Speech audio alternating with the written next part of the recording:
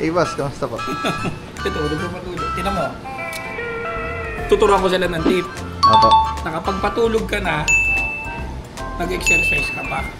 Sabi daw nila kasi kapag para mag-lose ka ng weight, kailangan mo mag-squat, tapos gagawa ka ng letter B. Letter B. Eh, nag-aalaga ka ng anak mo, hindi ka makapag-gym. So, gagawin ka ngayon. Tulog ka mamaya. Tinan mo.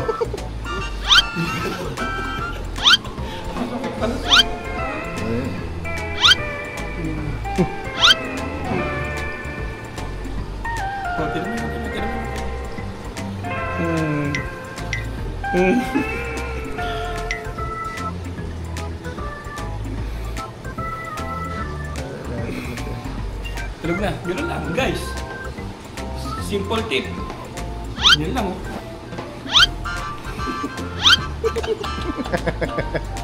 Tulog na to.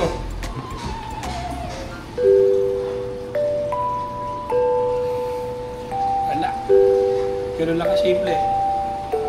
Wala na, tulog na.